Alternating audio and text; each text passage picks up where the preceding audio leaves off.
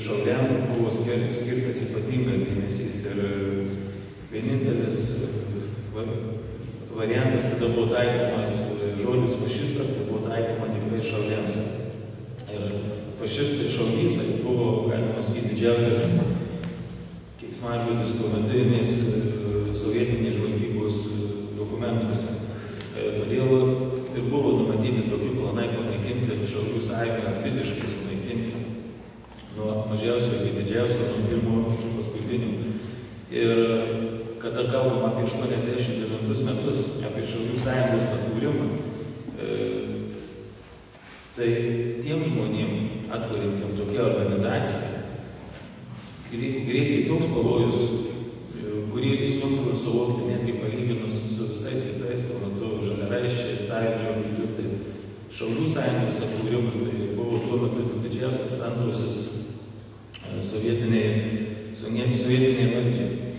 Kaip žinote, 89 birželio 1 dieną buvo oficialiai paskelbtas Šaulių sąjungos atkūrimas, o rugsėjo 20 iniciatyvinės grupės nariai davė pirmą priesaiką Kelmėje prie Vlado Putvinskio kapo. Irgi kaip kariuomenės vadas jau minėjau, Šaulių sąjunga tarpukaryje buvo integruota Lietuvos ginkluotųjų pajėgų dalis. Ir būtent Šaulių sąjunga tapo pirmojo atkurto tarpukario Lietuvos ginkluotųjų pajėgų komponentu, kadangi Krašto apsaugos departamentas buvo įkurtas tik 90 metų balandžio mėnesį. Toliau taip susiklostė istorija, kad Šaulių sąjunga beje laikinai kaip ir pasitraukė nuo kariuomenės, todėl kad 91 metų sausio 17 dieną Aukščiausioji taryba priėmė įstatymą dėl savanoriškos krašto apsaugos tarnybos įkūrimo. Tarnybos įkūrimas teisino savanorių veiklą ir į valstybės gynimą oficialiai įtraukė visuomenę. Juridiškai teisino jau veikiančias savanorių formuotas. Ir šis sprendimas bus ypatingai reikšmingas atsikuriančiai Lietuvos Respublikai. Jis tikrai nebuvo labai palankus Šaulių sąjungai, todėl kad Šaulių sąjunga gavo tokį nepiktybinį, draugišką konkurentą, bet vis dėlto iš jos buvo kaip ir paimta dalis to savanoriško dalyvavimo šalies gynyboje, kurį Šaulių sąjunga vienintelį turėjo tarpukaryje.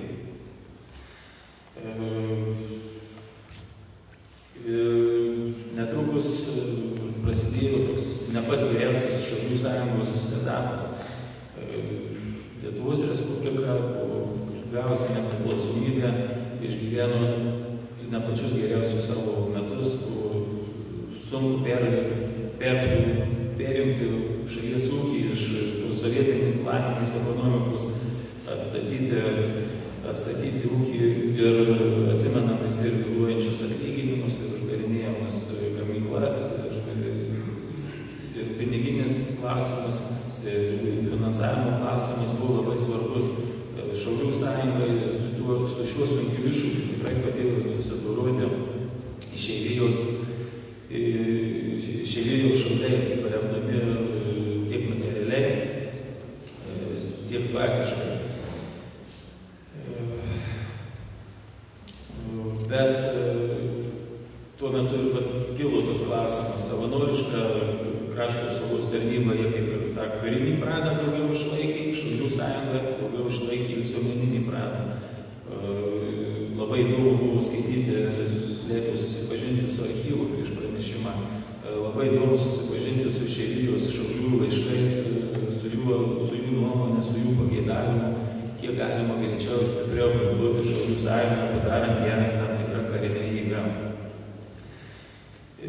Nepaisant visų sunkumų, nepaisant to, kad Šaulių sąjunga laikinai kaip ir buvo dalinai išeliminuota iš šalies gynybos sistemos, Šaulių sąjunga nemirė, jinai gyvavo ir, kaip matyti iš dokumentų irgi archyve, jinai tų karinio rinkimų tikrai nepamiršo, kiek leido jėgos ir finansai, kas buvo daroma. Ir žinoma, visiškai kitos perspektyvos, visiškai nauji horizontai atsivėrė 97 metais priėmus Šaulių sąjungos įstatymą, kuris, aišku, buvo netobulas, jisai daug kartų buvo keičiamas, kai kurios įstatymo redakcijos gyvavo vos 3-4 mėnesius galiausiai buvo priimtas 2012 metais priimta šiandien galiojanti Šaulių sąjungos įstatymo redakcija. Ir Šaulių sąjunga iš karto vėl taip lengvai neįėjo į tą krašto apsaugos sistemą, todėl kad būta įvairių trinčių, būta trukdymų iš atskirų krašto apsaugos ministerijos pareigūnų ir per metus laiko dar buvo padaryta nedaug. Tačiau labai siauras indėlis buvo valstybės finansavimas. Keletą metų iš eilės buvo skiriama po 1,7 milijoną litų, kuris tikrai leido Šaulių sąjungai plėtoti savo veiklą ir suaktyvinti rengimą. Sekantis labai svarbus žingsnis buvo jaunųjų šaulių pagausėjimas, jaunųjų šaulių įtraukimas į šaulių organizacijos veiklą. Ir labai įdomu, kaip kito ta dinamika. Jeigu 98 metais Šaulių sąjungoje buvo 682 jaunieji šauliai metų pradžioje, tai metų pabaigoje jų skaičius išaugo dvigubai iki 1380. 99 metais jų jau buvo 1598 ir šis skaičius nuolat kilo. Dabar žiniasklaida mus nuolat informuoja apie Lietuvai tikrai pavojingas stovyklas vaikams Rusijoje, kurias vežami vaikai iš Lietuvos, kuriuose jie mokomi, to galbūt nedarytų būti mokomi, jiem perteikiamos tos vertybės, kurios mums čia nėra reikalingos, kurios yra priešiškos mūsų šaliai. Tai žiniasklaida taip nepasistengė nušviesti ir tikrai neįvertino tos veiklos su jaunaisiais šauliais, su jaunųjų šaulių stovyklomis, kurie nuosekliai, planingai vykdė ir tebevykdo Šaulių sąjunga. Pavyzdžiui,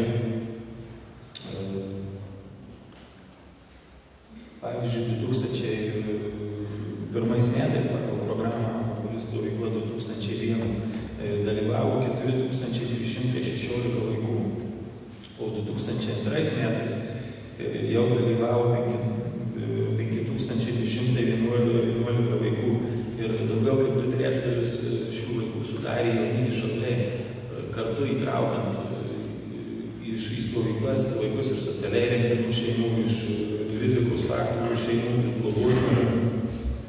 Žiniasklaida netgi kandžiai šią iniciatyvą kartais tuo metu paliesdavo. Pavyzdžiui, 2002 metais buvo palyginta, kad visos Lietuvos vaikų stovykloms skiriama 1 milijonas litų, štai Šaulių sąjungai iš valstybės biudžeto skiriam tam pačiam net 1,7 milijono litų, kas savaime jau buvo neteisinga, pagal tikslinės lėšas krašto apsaugos ministerija stovykloms buvo skyrusi vos 200 000 litų. Ir tas 2000 metais įtraukimas jaunųjų šaulių padidėjimas, kuris padidėjo vienu metu iki 6003 metais buvo 6027 šauliai palyginus su prieš tai buvusiais maždaug 1000. Ir toks skaičius 5-6 tūkstančiai jaunųjų šaulių visai išsilaiko, galima sakyti, pastoviai. Ir tų jaunųjų šaulių indėlį Lietuvos Šaulių sąjunga, jinai dar pajus ateityje. Todėl, kad jeigu kažkas iš tų vaikų pasitraukia, jeigu šiandien dienai jie užaugo, išvyko į užsienio šalis, galbūt jiems trukdo aktyviai dalyvauti vykdo mokslą, karjerą, šeimą, jie niekur nepražūva, dauguma jūsų nostalgiją prisimena savo jaunųjų šaulių veiklą ir tikrai Šaulių sąjunga dar pamatys ir tų jaunųjų šaulių vaikus ir jų anūkus. Ir tai tikrai ilgam suformuotas Šaulių sąjungai pagrindas. Jeigu kalbėti apie patį šaulių skaičių, tai jau nuo 93 metų šaulių skaičius skaičiuojamas apie 7000 šaulių, nors susipažinę su archyvais dar nespėjo atlikti tikslių skaičiavimų, tai pakankamai sudėtinga, bet panašu, kad kartais tas šaulių skaičius būdavo šiek tiek užaukštintas, skaičiuojant neaktyvių šaulius. Bet pagarbą kėlė tai, šiuo metu išsilaiko pastoviai maždaug 8,000 šaulių skaičius, nepaisant visų demografinių problemų, nepaisant milžiniškos emigracijos. Šaulių sąjunga kaip organizacija, savanoriška organizacija, sugebanti išlaikyti pastovų savo narių skaičių, gali tuo didžiuotis. Ir pastebėtina, kad Lietuvos šaulių sąjunga niekada nebuvo organizacija siekianti dirbtinai padidinti tą skaičių. Paskutiniais metais, ne anksčiau, iš sąjungos nuolat buvo šalinami, ne tik išstodavo patys dėl, kaip sakau, natūralių aplinkybių įvairių žmonės, tačiau buvo šalinami, jeigu pradžioje papuldavo tokių, kurie būdavo pašalinami, netgi dėl tokios priežasties kaip antišauliška veikla, tai šiuo metu matomai daugiausia pašalinami dėl neveiklumo, nedalyvavimo. Ir šaulių sąjunga šiuo metu prarado tą neigiamą konkurencijos su savanoriškom pareigom, su dabartiniu kaspu, tikrai prarado tą konkurencijos atspalvį, todėl kad kaspas jau tapo grinai kariuomenės dalimi ir visiškai nebeturi to visuomeninio prado, to šauliškumo, kurį išlaiko šaulių sąjunga.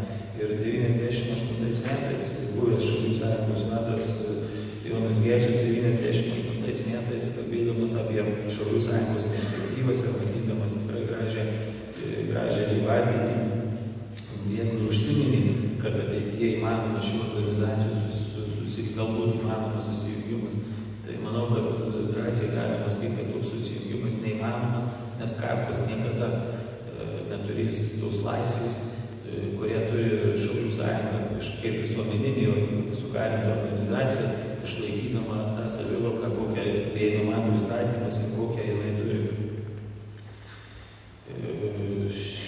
Šiuo metu dėl pasikeitusių technologijų galbūt ir nėra svarbu pastatyti, kaip anksčiau buvo manoma, pastatyti kiekvieną vyrą už šautuvą. Žmogus už šautuvą nebėra toks svarbus. Tačiau turime pripažinti, kad turėdami profesionalią kariuomenę, turėdami, kaip dabar grąžindami dalinai šauktinius, mes vis dėlto valstybė privalo suteikti pageidaujantiems piliečiams įgyti galimybę, įgyti bent bazinius pradinius karybos įgūdžius. Ir vienintelė organizacija, kuri gali tą padaryti šiandien ir kuri tą galės padaryti rytoj, yra Lietuvos šaulių sąjunga. Vėlgi, kadangi grįšim prie Jono Gečo, kurio pasisakymai keletą metų mums išsakyti atgal jie labai aktualūs ir tikrai implikuoti toli į ateitį. Tai pagrindinis užsakovas turi būti krašto apsaugos ministerija, kariuomenė. Tai jie turi pasakyti, ko jie nori iš šaulių sąjungos. Jie turėtų pateikti užsakymą, jie turėtų padėti finansuoti už šaulių sąjungą, neprarasdama savo, taip pat ir savo savivaldos ir savo šauliškumo prado turėtų pasistengti tą padaryti. Todėl labai ir smagu buvo girdėti, kad kariuomenės vadas, baigdamas savo kalbą, pasakė, kad kariuomenė žino, ko jie nori iš šaulių sąjungos ir kad apie tai kalbama ir apie tai darbus kalbama. Ir aš manau, kad tų įvykių Ukrainoje tikrai sumažėjo pakankamai tų žmonių, kurie buvo negatyviai nusiteikę šaulių sąjungos atžvilgiu. Manau, kad jau negrįžtamai pradingo tas pašiekamas žiniasklaidos priklijuotas Bugailiškių grūdų kažkada įvaizdį šaulių sąjungai. Ir šaulių sąjunga, turėdama pasidėjusi savo su jaunais ir šauliais, pasidėjusi tą pagrindą toli į ateitį, bus laukia tikrai šviesios ir gražios perspektyvos. Ačiū. Tos pagalbos. Ir mes matom tą turbūt skirtumą, kada tos jėgos yra išeikvojamos. Natūraliai, aišku, po to estai pakankamai kartu, kaip ir Latvijai, pakankamai plačiai įsijungia ir kartu su vokiečiais aktyviai dalyvauja greta Wehrmachto karinėse veiksmuose, jie taip pat irgi ten išeikvoja savo jėgas ir natūraliai jau pokaryje šitų jėgų ten nebėra ir partizaniniai judėjimai tiek Latvijoje, tiek Estijoje yra kur kas bent kelis kart menkesni negu vykusiai Lietuvoje. Lietuva tuo tarpu sugebėjo per tuos nepaisant įvairių sudėtingų tokių antro pasaulinio karo patirčių išsaugoti tam tikrą potencialą, vienaip ar kitaip įvairiuose militarinėse formuotėse. Reiškia, ir mes tą matom bandymą išvengti to tiesioginio bendradarbiavimo su naciais, kurie norėjo padaryti ir suformuoti lietuvišką SS diviziją. Ir tuo tarpu, kai Estai ir Latvijai turėjo SS divizijas, lietuviai sugebėjo apeiti, rasti kitą kelią ir tokiu būdu išsaugoti pakankamai didelę dalį žmonių, nors mes kaip matome, kad vėlgi būtų ir tų aukų, kurios mes galim čia pasižiūrėti vietinės rinktinės patirtį ir kuomet vokiečiai ėmėsi patys represijų ir panašiai, tai tokių faktų turime daug. Tai čia tokie tam tikri palyginimai ir kad tas Baltijos kraštų pasirinkimas, to didelio plataus regiono pasirinkimas kovai yra išties neabejotinas ir visos lygiai taip pat kaip Lietuva šito regiono šalis ruošiasi galimiems tokio pobūdžio veiksmams, aišku, galbūt taikydami įvairius skirtingus modelius, bet principiniai jie buvo tam pasirengę. Aš nežinau, gal Vasilijus dar pratęstų. Labadiena.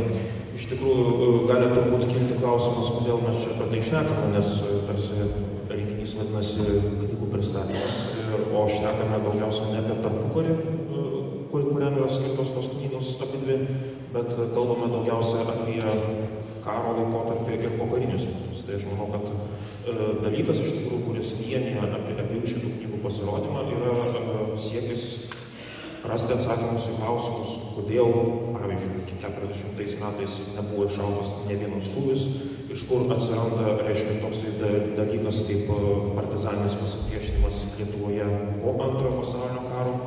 Ir mūsų nuomonė, reiškia, atsakymų šitos klausimus iš tikrųjų reikia ieškoti tarpukariu, ką puikiai parodo, manau, ir Vytauto knyga. Ir tai, ką taipogi parodo ir štai šis straipsnių rinkinys. Taipogi mūsų manimo, reiškia, atsakymų iš šitos dalykus reikia ieškoti tokiam fenomene, kuris vadinasi paramilitarizmas ir apie kurį čia šiandien ir buvo kalbama daugiausia. Na ir suprantama, aš, kadangi nesu nei knygos autoris, o prie šitos straipsnių rinkinio prisidėjau tik tai tiek, kad, reiškia, pakankamai atlikinėjau daug veiksmų, kad jisai išeitų, kaip toks, reiškia. Tai mano tokia galbūt čia pasisakymo esmė būtų pasakyti, reiškia, kad Klaipėdos universitete yra vykdomi šitie tyrimai ir kad šitiems tyrimams iš tikrųjų pakankamai didelę paspirtį davė štai šis projektas, kurio rėmuose šiandien tas renginys vyksta. Iš tikrųjų, jeigu kalbėti apie Vytauto knygą, tai jinai yra pasirodžiusi jo disertacijos pagrindu. Disertacija buvo pradėta rengti dar gerokai prieš įvykius Ukrainoje ir, sėkmė ar nesėkmė, kad, reiškia, šita knyga buvo aktualizuota labai smarkiai šitų įvykių. Tuo tarpu, reiškia, štai šis straipsnių rinkinys, tai yra, mes leidžiame Klaipėdos universitete istorinių knygų seriją, kuri vadinasi Acta Historica Universitatis Klaipėdensis, reiškia Klaipėdos universiteto istoriniai aktai. Ir tai yra straipsnių rinkiniai, kuo jie skiriasi, tarkime, nuo įprastų žurnalų istorinę tematiką, kurie leidžiami yra Lietuvoje. Tai tuom, kad, reiškia, tai yra 2 kart per metus išleidžiami straipsnių rinkiniai, kuriuos vienyje, reiškia, tam tikra konkreti tema. Tai reiškia, kad jeigu tomas išeina, tai jis yra skirtas vienai tam tikrai temai. Tai štai šis 28 jau tomas, reiškia, yra skirtas būtent paramilitarizmo aspektams ir būtent lyginamiesiems aspektams. Tai yra dar vienas dalykas, kuris vienyje abidvi knygas, tai yra tai, kad tiek vienoje, tiek kitoje atsakymų iš šitos mano minėtus klausimus yra ieškoma per lyginamą lyginamąją perspektyvą, nes tik tai lyginamoji perspektyva iš tikrųjų įgalina atsakyti į tokius klausimus, į kuriuos, reiškia, be šitos perspektyvos mes neatsakytume. Na ir ką aš dar noriu pasakyti, aš manau, kad šitie tyrimai, kurie šiandien čia buvo pristatomi ir kurių rezultatus jūs matote ir galite susipažinti su jais šitose knygose, aš manau, kad jie bus tęsiami, todėl kad vienas iš tokios tąsos tarsi garantų yra tai, kad šiais metais Klaipėdos universitete mes pradedame vykdyti naują projektą, kuris yra iš dalies susijęs su šita tematika. Tai yra projektas apie Pirmo pasaulinio karo atminimą tarpukario Lietuvoje. Mes pabandysime išsiaiškinti, kiek jis buvo, reiškia, vėlgi per lyginamąją perspektyvą, lygindami Lietuvą su Rytų Prūsija tarpukariu.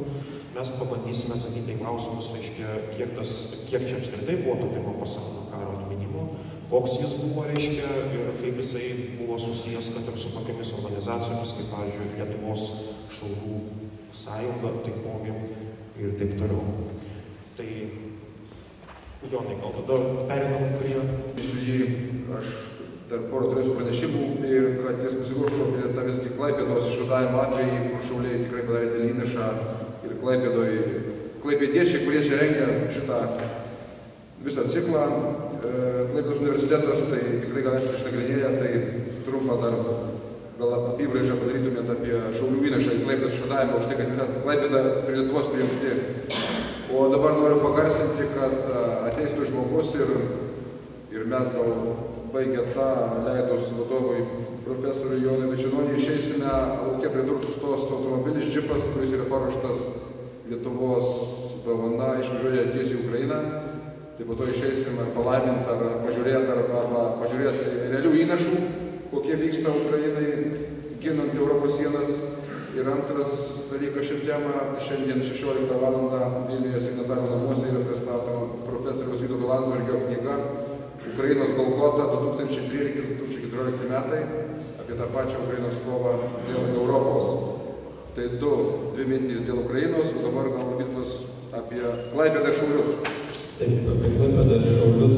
Aš esu rašęs apie Klaipėdą ir Šaulius, Klaipėdos krašto atvadavimą, išvadavimą, kitaip prijungimo operaciją. Esu rašęs ir tai pakartosiu, turbūt profesoriaus Senas buvo toksai, ir dar tebėra žodžiais, prieš daug metų pasakyti, kad tai buvo drąsiausias lietuvių žingsnis. Ir planavimo operacijos parengimo, hibridinio karo, jeigu taip vadinkime, vienas iš tų hibridinių operacijų prasme. Tai mes pirmieji, ne? Tai turbūt, ne mes, italai pirmieji, ten kiti irgi mokėjo veikti. Bet žinote, jeigu palyginsim šiandien Klaipėdos operaciją su Krymo užėmimu, aišku, Klaipėdos operacija buvo sunkesnė, savame suprantama, bet kažkokių panašumų galim rasti. Aš kalbu ne apie ideologinius dalykus, bet kaip reikia veikti. Tai va šitas yra klausimas. Kaune beje Galvanauskas pradeda organizuoti, kaip prijungti Klaipėdą, nes gerai supranta, be uosto Lietuva. Gal ir Lietuvoje išliks, bet kokia bus ta Lietuva. Nes jeigu mums žemės ūkio produktus reikia iš Šiaurės Lietuvos gabenti per Liepojos uostą, aišku, Liepojos uostą sako, Latvija sako, važiuokit, tik važiuokit, o kam rinkliavos, o kam mokesčiai, o kam visi tie pinigėliai nusėda. Klaipėda reikalinga, bet Klaipėda yra vokiečių senos kultūros ir tradicijos šalis. Ir vietiniai lietuvininkai irgi nelabai nori prisijungti.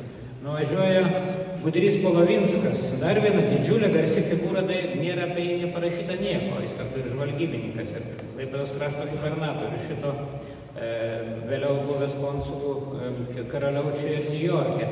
Didžiulė asmenybė beje. Nuvažiuoja jisai ten pasižvalgyti po Klaipėdos kraštą. Beje, Matas Šalčius buvo nusiustas. Daug siuntė Lietuvos žvalgybininkų. Na ir surasti vadovą, kokį nors, kad vadovautų tam Klaipėdos krašto sukilime. Kariuomenė ateis iš Lietuvos, perrinkta kariuomenė, šauliai ateis, partizanos grupės ateis, bet reikia vadovo. O ten irgi kariavusių Vokietijos armijos yra, tikrai geležinių kryžių gavusių ne vienas lietuvininkas ir niekas nesutinka vadovauti. Ir tada Galvanauskas supranta vieną dalyką, pasitarė su keletą lietuvininkų veikėjų, kad vietiniai nesukils, į kraštą turi ateiti perrinkti Lietuvos kariuomenės daliniai. Ir čia Kaune ir suformuojama karo milicijos grupė, karo milicijos mokyklos, karo mokyklos grupė, 6., 8. pėstininkų pulkai. Grupės plus prisideda šauliai, Vilkaviškio, Panevėžio, geležinkeliu sėda sausio 6 dieną šičia į traukinį, važiuoja į Šiaulius, Šiauliuose pamažu traukinį persirengia į paprastas uniformas. Na ir ką, ir įsiveržia į Klaipėdos kraštą iš įvairių pusių. Tai va čia tokia savotiška hibridinė operacija. Šauliai suvaidina pagrindinį vaidmenį, bet ne šauliai yra pagrindinė jėga, yra perrinkti Lietuvos kariškiai ir karininkai, nors Šaulių sąjunga pridengia savo, sakau, hibridinė operacija, pridengia savo dalyvavimą. Kai jau Galvanauskas gauna iš Europos politikų nurodymus, kad ką jūs čia daro, kad čia jūs laužytus sutarimus, Galvanauskas sako, čia ne mes, čia mes nežinom, čia Lietuvos savanoriai perėjo šitą, mes jų nekontroliavom, prancūzai ir vokiečiai supranta, kas čia darosi.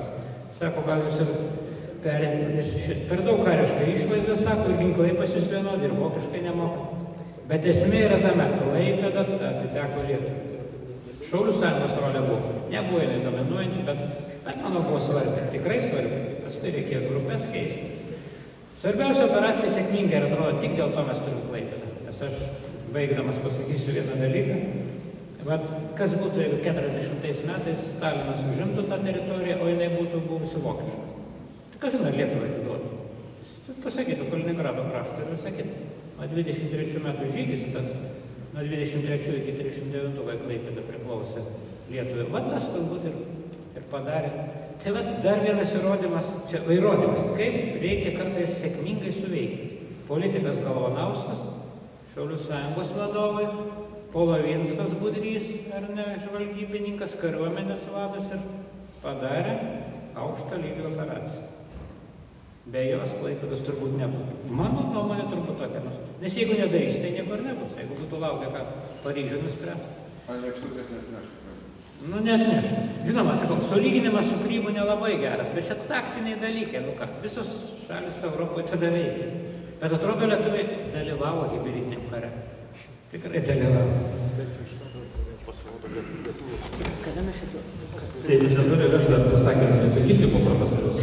Tai iš 23 metų karinės operacijos norėčiau nušokti į 39 metų kitos valstybės kitą karinę operaciją, arba pusiau karinę. Tai yra Klaipėdos krašto jos užimimo. Ir jeigu mes kalbam 23 metais, kad pagrindinis veikėjas šitą operaciją yra Šaulių sąjunga, Lietuvos kariuomenės kariai perrinkti, tai yra visi žmonės iš Didžiosios Lietuvos. Ir čia mes visada turime iškelti savo tokį klausimą. Teritoriją, kurios gyventojai vietiniai neįtin nori ginti kažką, tai ta teritorija yra sunkiai apginama arba neapginama.